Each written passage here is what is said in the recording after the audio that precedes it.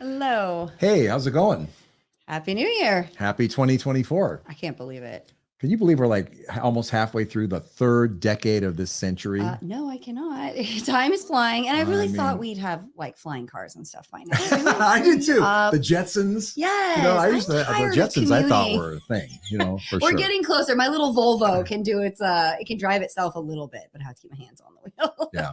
Getting closer, but come on. Remember Y2K 25 years ago? Barely. I can't believe that was 25 years ago. Yeah. I mean, we thought we don't know if there's going to be electricity in 2 minutes. Nothing's going to work. Oh my gosh. Then it went by. That to me is a fun memory though, because it speaks to what happens in the news all the time. It's like everything is such a huge deal and the world is coming to an end. And in reality, it was a blip and we all moved on and forgot about it. That's a good point. Like these things that seem so catastrophic, years later, like, oh yeah, why were we so upset about it? Right. Yeah. Well, I have good Ollie news. My granddaughter. Yes, I have a granddaughter that's in the NICU. She was born prematurely by about 3 months. She has fans. August. I know that are listening. Actually, we've had some feedback, and there's so many people out there praying for her. Thank you for that. Yep. She was born at 1.5 pounds. She's now 8.5 pounds. She's been in the NICU for like 5 months now. Mm-hmm. She's got 2 more months to go, but she's had pulmonary hypertension, which it gets caused by, the fact that she was really little and they had to pump oxygen into her lungs. And so that damages the lungs, but if they don't do that, she'll die. So that it's kind of a, mixed blessing. So now she's recovering from it and she's just getting better and better and better. Oh my God. It's a miracle. That is a miracle. Modern medicine is just really something. Yes. So eventually we're going to get this little healthy UCSF. baby back. Yeah, really. Thank you, UCSF. Absolutely. It's amazing. So welcome to A Place of Possibility. I am Richard Del Monte. I'm Angela Wright. And we're happy to have you with us today on this first episode in 2024. So what are we talking about today? So we are spilling some secrets today. Some tea. We have a bunch of interesting topics for you, actually. We're going to bounce around a little bit on 3 or 4 things that we think are really important for you to know as we're going into the new year. Yep. As a saver, as an investor, as a human being in the United States of America. And a lot of these, I'm going to call it spilling the tea because a lot of these things are not discussed publicly. I feel like we're pulling back a curtain on some of these things. Definitely. And we're going to give you our market prediction for 2024. What? We make predictions? I just said that. Oh my gosh. Okay. Call our attorney. Can't wait to hear what this is. Speaking of, as always, everything we say on the show is for educational purposes only. You should absolutely talk to your own advisors before implementing anything that we talk about on this show. And if we talk about past performance, it's never a guarantee of future results. So why don't you start us off? Okay. So there was an article written this past week in the Wall Street Journal by an author named James McIntosh. And he's kind of a commentator and, so-called predictor of the markets, which just from that point on, I probably don't like him. So basically he says that the year that just ended in 2023 just astonished everybody. Nobody predicted the markets were going to be the way they were, as strong as they were, which the S&P was up 24%. NASDAQ was like 48, and the Dow, the poor measly Dow was up like, I don't know, 12, I think. Poor measly Dow. Some little. The Dow, as a reminder, the Dow is only the 40 largest stocks in the United States. It's only 30 stocks, 30 largest stocks in the United States. Yeah. So it's not really a good indicator of the overall health of our markets or economy, by the by. Got to be careful because we don't want Benny, the fact checker, to come back and say, "Hey, it's not." There's already a text on my phone. Okay, so anyway, no one predicted these markets. They thought because the Fed had raised interest rates faster and more steeply than in the last 40 years, that for sure there was going to be a recession, right? How could there not be? Is what they thought. Yeah. We didn't think that, Oh, we were right, of course. Yeah, and in fact, if you go back to when you and I, you can fact check us on this because we did a show, a talk in front of Rossmore in Walnut Creek, and we have it on our archives. You can look it up. And we talked about this where people were predicting that we were going to have a recession in October of 2022, and we said. Nobody knows. We don't know. It may, maybe not, but it's not a definite, know. And now it's funny because a year and a half later, almost, they're still predicting for this year. Guess what? A recession.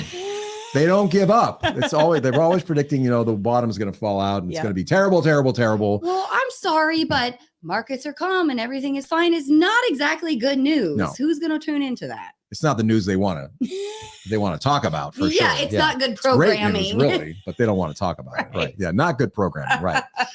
So we want to share with you some of the wonderful quotes that were made by market pundits over the last several years. I take pleasure in saving these for future. And now I've got them, and we're gonna give them to you. So don't listen to the market pundits unless it's us making the prediction because we were right. And you could take our prediction. You'll see. Our prediction is going to be accurate, and you'll see. Okay, so let's go October in 2022 when we gave that presentation where we were like, here's the economic data. Maybe not. Right. We have, okay, so first up, billionaire hedge fund manager Paul Tudor Jones. He manages a $12 million fund. His claim to fame is accurately predicting the October 1987 market crash. It's Black Monday. Even a stopwatch is right, twice a day, right? So there you go. Yeah. So like he's been the guy, but since then his predictometer has been slightly off, and his returns have dimmed. And in October of 2022, he said that the U.S. was either near or already in a recession, and as we know that not true. Happened. Not true. Yeah.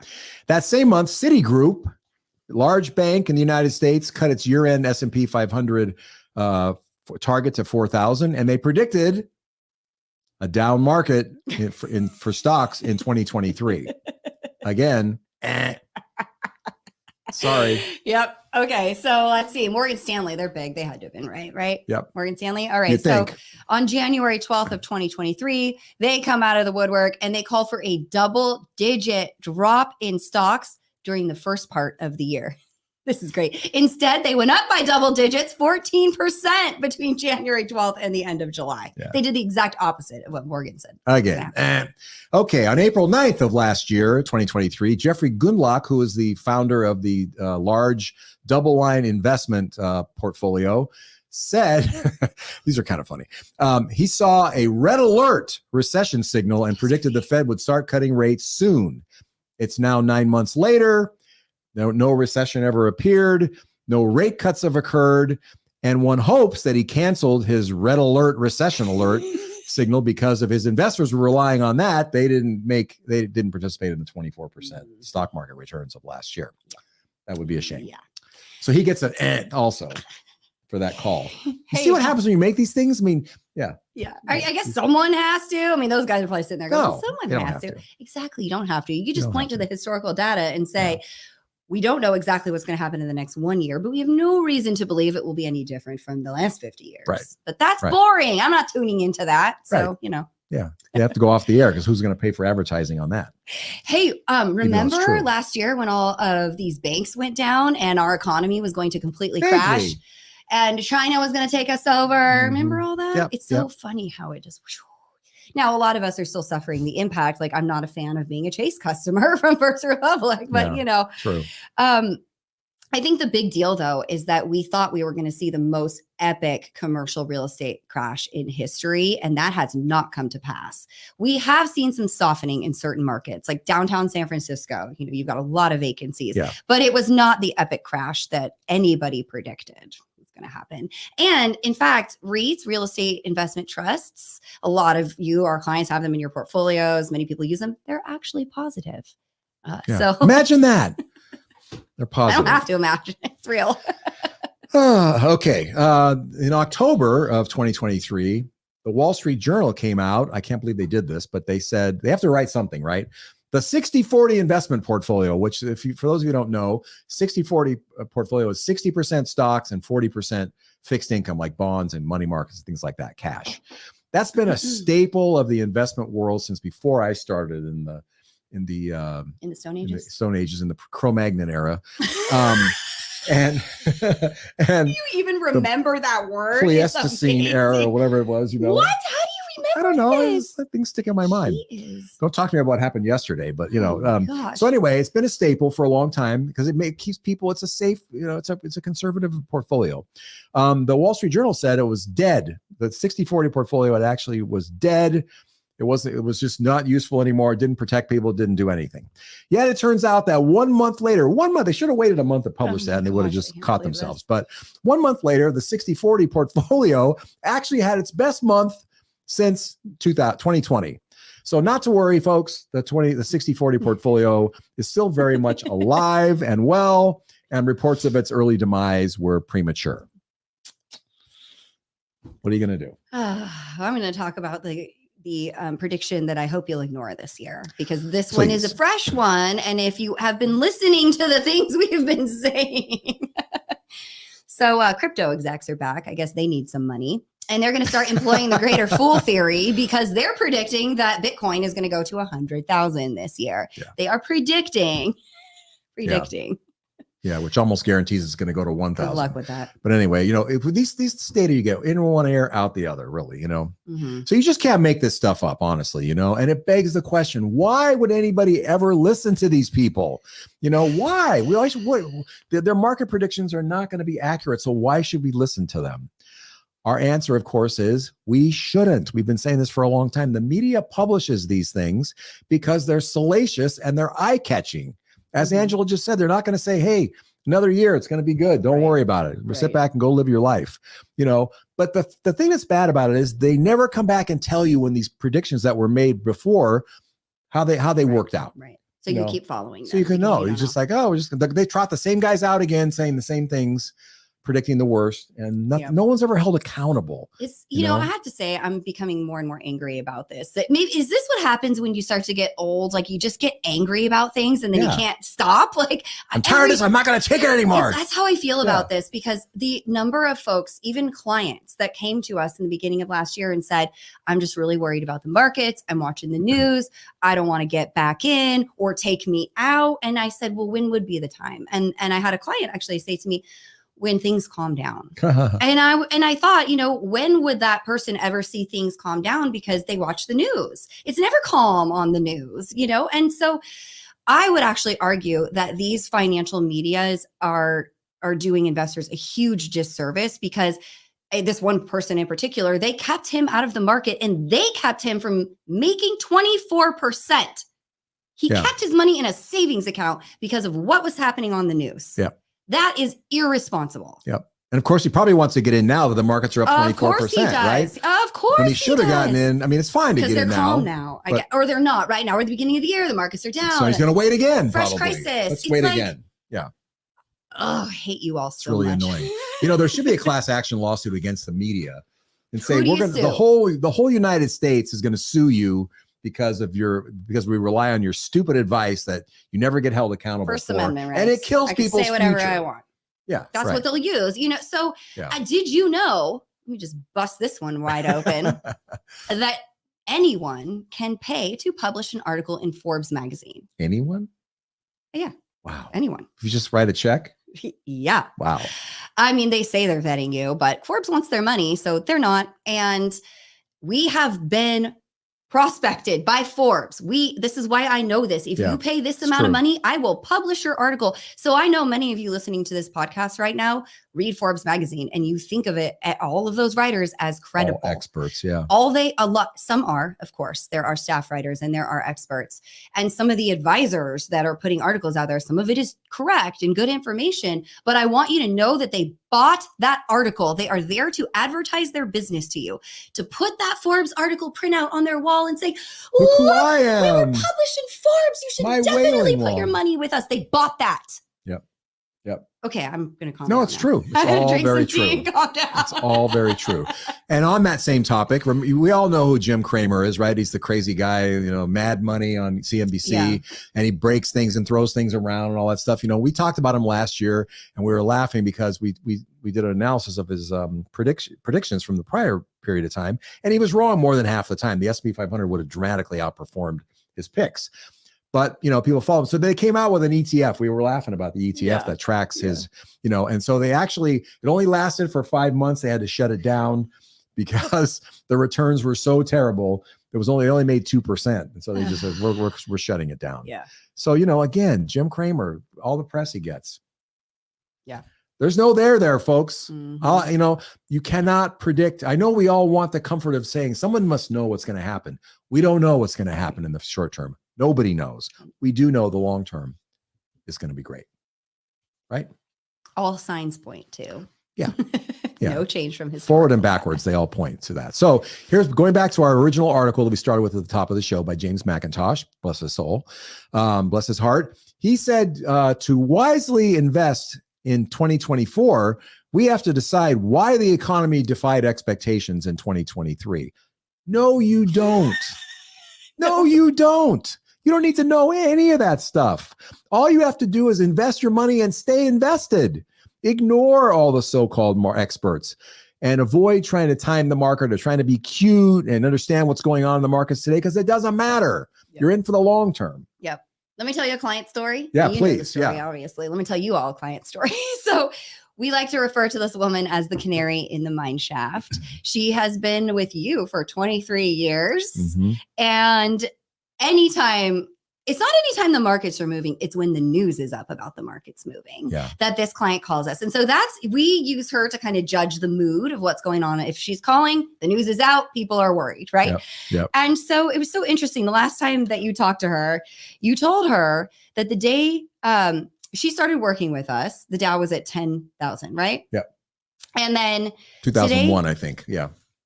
Yep, that adds up. Yep. So then today it's at 37,000, right? If the market performs exactly the same way that it did over the next 20 years, the Dow will be at 137,000 in 2046. It's just math. It's just math. Yeah. So what is to be accomplished by, worrying about the day-to-day gyrations of the market? And before you say, no, that's not possible, the Dow will never hit 137,000. We thought it would never hit 10,000. We thought it would never hit 37,000. We didn't. Some people did. Yeah. No, I read Irrational Exuberance in like 2000. Interesting. Yeah. Yeah. I mean, I have no doubt. If it just goes up by 11% a year or whatever, it's going to be there. Yeah. I mean, I have no question in my mind. So why should we worry about the day-to-day, whatever? Who cares? Wait, so what is your prediction for 2020? Oh, okay. The prediction, our market prediction is first and only time you're ever going to hear this probably in our history. The stock market in 2024 is going to fluctuate.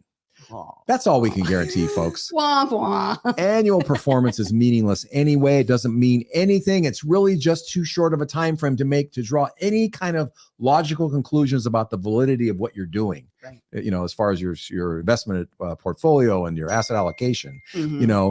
This is a long game. We need way longer. Sometimes they even say 5 years is too short of a period to get statistical, important, reliable information. Right. The only way to make sense out of this whole thing is just to think long term, keep putting as much money as you can into equities, and relax. Mm-hmm. Mm-hmm. It's going to pay off. It never has not paid off. Right. Right. And if you're not staying in, if you're coming and going, I mean, if you missed the last 2 months of the year, you missed it all. 2 months, the whole thing recovered in 2 months. Mm-hmm. What are you doing? Yeah. We had a lady that who will remain nameless. She had money and she was kind of new investor, and I knew she was a little squirrely, but she got nervous, and it was March, I think 14th of this last year. She called and said, "You got to get me out. I want to go into a CD." "Why are you doing this?" "My sister-in-law said, it's going to blah, blah, blah, blah, blah." So she got out. It turns out in hindsight, that was the very lowest point of the year in stocks. Had she just waited one more day to pull the trigger, she would have started feeling better because it started going up. Mm-hmm. And she missed out on the whole year because she got panicky. Mm-hmm. And her brilliant advisors and her family told her, "Oh, it's bad. This is really bad. This is unprecedented and whatever, And it turns out it wasn't. Yeah. It was just fine. Yep. There was nothing. Wow. Moving on. Yeah. Okay. Did you know? What? You do know. And I want you to tell everyone how it is possible to still get a 3% mortgage rate. Can you? You can. If you have a time machine or something, you go back in time. Tell them how to do it. All right. You can actually do this. It's really true. You can actually get 3% is even high. You could probably get 2.7% because that's some of those mortgages are out there. You probably know that that most mortgages, almost all mortgages, when you sell your house or transfer it to somebody else, the mortgage becomes due and payable. It's called a due on sale clause or due on transfer clause. That was put into effect in 1982 by Congress. The Garn Act is what it's called. Your buddy? My buddy, Jake Garn. And it required that to happen. So I don't know what the point was, but there are some loans though that are still assumable. That means you can buy the house and you could take over the mortgage from the person who has the mortgage now. And not old loans. They just carved out certain kinds of loans. Right. So that are still possible. So loans through the FHA, through the United States Department of Agriculture. I didn't even know they made loans. They did, but they do for some rural kind of lands. Yeah. And the Veterans Administration. So if you can buy a house from someone who has one of those mortgages, you can assume their loan and take over their payments. How about that? Mm-hmm. And, but you have to qualify, and it's really, really hard to qualify. So for the VA, let me make sure I get this right. So for you're going to laugh. All FHA and VA, let's see, USDA and VA loans, you need a credit score of at least 620. Kind of hard to make, right? 620. Yeah. Break. Yep. And most for the people buying FHA, their homes are in this area. For the FHA, it's 580. I mean, you could have a recent bankruptcy and still be at 580. So, the trick is to find houses that have these loans. So it's not common knowledge. And in the real estate market, I don't think it's caught on yet that sellers who want to have a VA or one of these loans actually has a big leg up on everybody else, because you can take over their loan and get financing at the low rate that they have. And so once they find out, they could, if I had a 3% mortgage or 2.7, I would be wanting to sell my house to you for a higher price, because even adjusted for paying the higher price, you take over my payments, your payments are still going to be lower than getting a 7% mortgage today. Way lower. Yeah. Way lower. Yeah. So what you need to do is get a good realtor and find out, tell the realtor, I'm interested in talking to anybody who's got a loan that, one of these government loans that was issued prior to 2022 when the rates were low. And anyone who's buying a house should just ask what kind of loan the current owner has, because you might find out you're buying your home from a veteran. Unless you think these aren't out, like who has an FHA loan? Remember the financial crisis? A lot of people have FHA loans. Tons of them. Anybody who didn't want to put 20% down has an FHA loan and might still have it if they didn't refi. Here, one of our employees got a VA loan only 2 years ago. If he wanted to sell his house, you could assume his loan at his amazing interest rate. Yeah. So it's out there totally. They are available, and you could get your kids in these loans. You just have to be smart, and you got to look for them. You got to dig. You got a needle in the haystack. Ask your realtor. But they're there, and you should. I think you could even buy rentals like that. Right? I mean, why wouldn't? Who's to say you can't? I can't see. I don't know. Not. We have to see. Yeah. But I would be trying to do that. I mean, I'm just telling you, this is something that is not widely known, and you heard it here first. So if you make money, let us know. You can come invest it with us. Yeah. No, but okay. Why would you not? Of course, they're there. They're just right for the taking. Yep. So questions to ask. Topic changed. Okay. If you have a kid that's heading to college this year, you're probably thinking about financial aid. And what a lot of us assume is that we put our little numbers into the FAFSA system, and the college spits back out some sort of offer, and we can accept or reject that offer. Did you know that you can negotiate college financial aid packages? Absolutely, you can negotiate these things. There are, there's a lot of stuff going on behind the scenes, actually, that none of us ever hear about. Right. And so, but how do you do that? Like, as a regular old Joe parent, I don't know what I'm supposed to be asking for. So we're going to give you 2 resources that you can go do some research and figure out what kind of financial aid packages the schools you're looking at or have accepted are giving to other students. And you can request an adjustment. And it never hurts to ask. It's like Absolutely. A 20-minute research and email, Yep. So, okay, one site is meritmore.com. That's MERITMORE.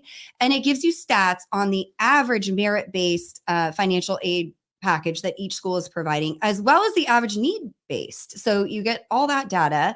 So imagine you're going in to a negotiation, or you're playing poker. Let's do that. You're playing poker. And you can see what cards the other person has. How about that? Turn the tables on those schools. Oh my God, this is amazing. Yeah. And they even have a feature you can enter your kids' SAT, ACT scores, their GPA, and then you can instantly see how much financial aid the schools would offer you based on that as well.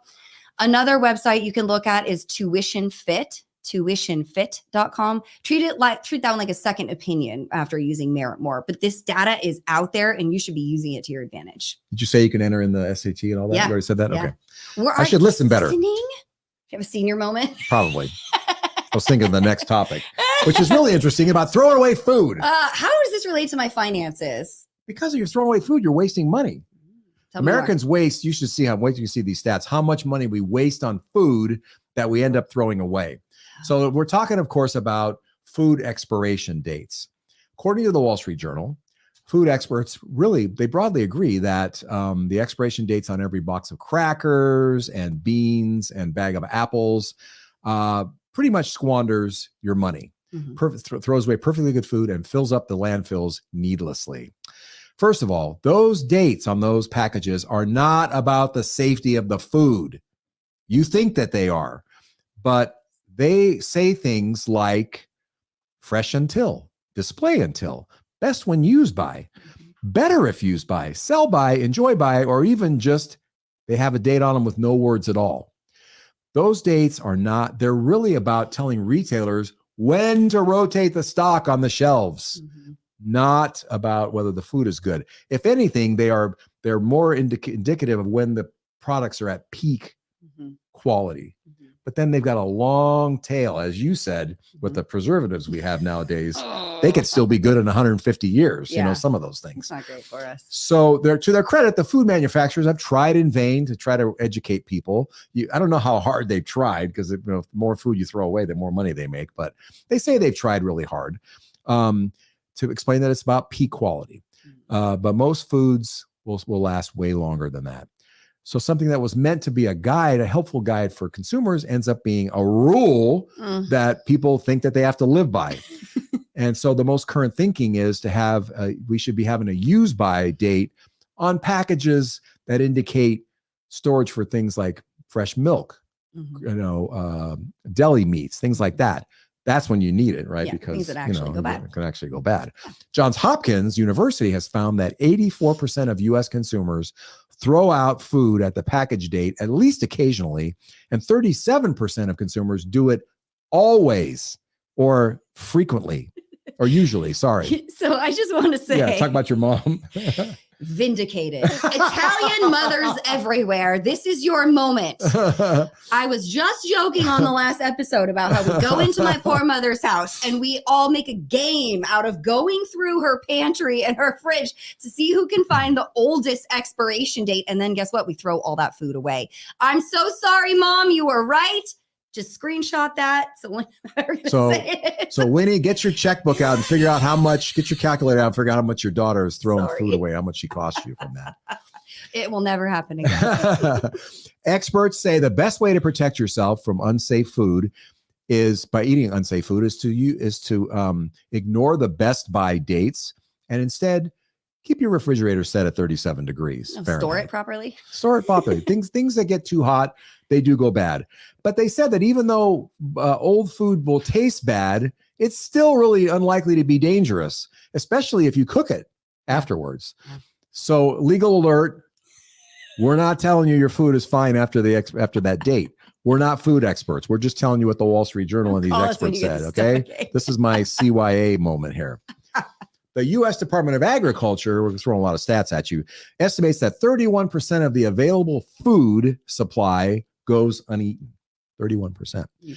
Retailers throw away 41 billion pounds of food annually. I can't even conceptualize while that. Consumers throw away another 90 billion pounds of food. Can you put that in normal terms? Yeah, it works out to 8.7 pounds per week per consumer per household, and it's 387. I don't know who does these calcs. 387 billion calories that gets thrown away per year, enough to feed every American 1,250 calories.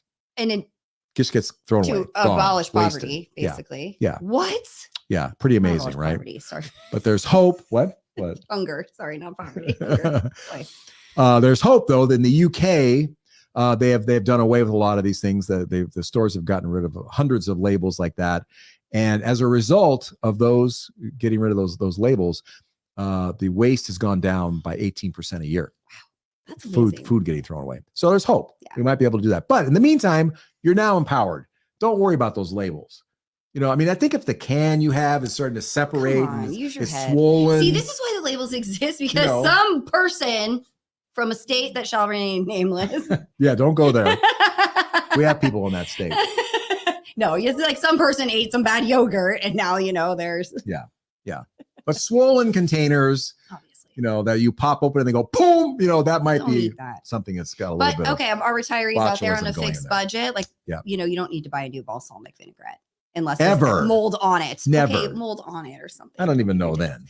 All right. So okay. Moving on. We talk a lot about bad news, but there are some cool things that happen in 2023. Sure. And I just want to say them out loud because we need to put some positive news into the world. Positive spin. Yeah. So, this all came out of this great Wall Street Journal article that Zachary Karabel wrote. Thank you for that. There was a big health breakthrough this year with weight loss medications like Ozempic, and people are having tremendous success losing weight. Not just for that fact, but it improves all of your numbers when you lose weight. So we're making strides towards diabetes, towards heart disease. People are feeling better about themselves, looking better, getting out there. Ultimately, this reduces the cost of medical services for all of us. So this is a really good thing. Right. Got to get the cost of those drugs down, but yeah, it's true. I think there's some issues at play. Let's not deny that, but it's ultimately, thinning America out will help us. Yeah. We're solving problems that we created though by overeating, right? Yeah. Essentially. Yeah. Speaking of solving problems we created in climate news. Yeah, how about that? So there's actually some pretty decent climate news. The hole in the ozone layer, I don't think it's gone. It's gone completely. Gone. Like we don't have to worry about that as we did before.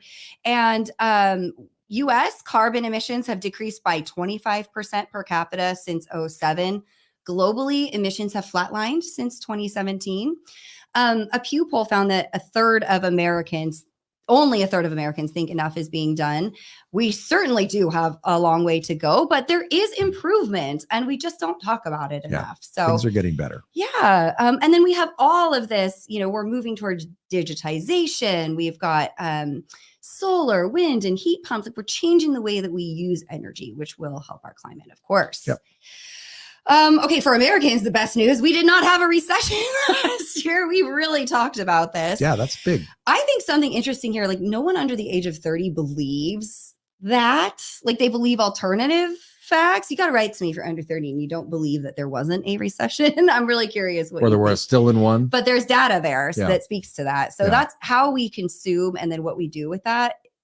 This generation may change. Yeah, what happens. Yeah. But real GDP grew by 2.6%. Unemployment is back to its lows of 2019. Wage gains in many industries are outpacing inflation, actually. That's big. Stellar stock market, which boosted the savings for, 150 million Americans. So we've got our Goldilocks moment in the economy. Yep. Higher interest rates for savings, at least. All that, right? Yes. So there's a lot of good things going on. So many good things. And then, of course, we would be remiss if we didn't give you some of the new savings limits for 2024. So the IRS is hooking us up once again. We can put more money into these accounts. So I'm going to run you through what you can do for 2024. If you are contributing to a 401k or a 403b at work, you can put in $23,000 this year via deferral. If you're over 30 years old, you can do $30,000. Over 50 years old, you can do $30,500, $23,000 or $30,500 if you're over 50. If you are contributing to an IRA or a Roth IRA, it's $7,000 or $8,000 if you're over 50. If you are making more than $146,000 as a single person or $230,000 as married people, you cannot contribute directly to a Roth. So those are your new income limits. You would do a backdoor Roth instead. You can ask us about that.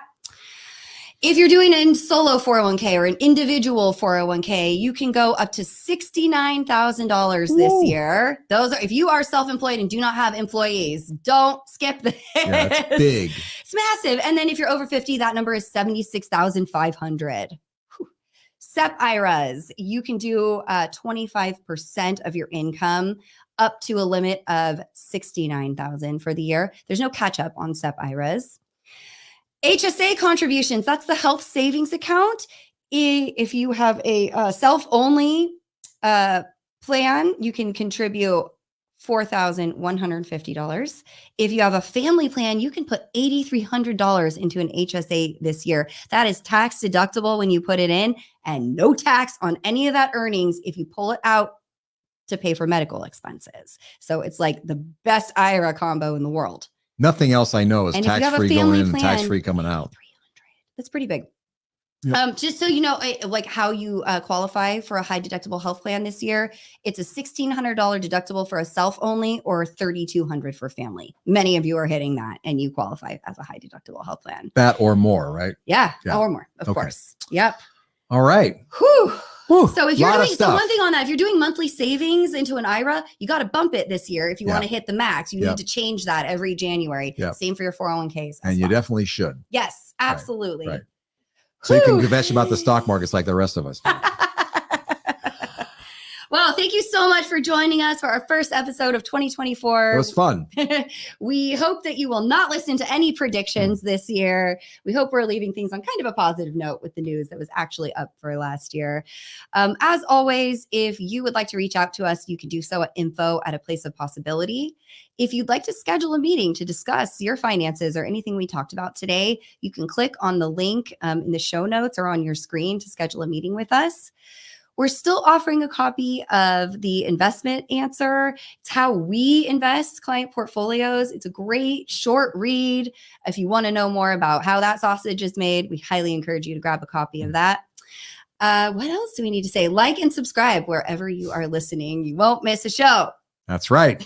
Take us home. So we'll see you again in 2 weeks. And until then, remember, you're invested and so are we. Take care, everybody. Bye, everyone.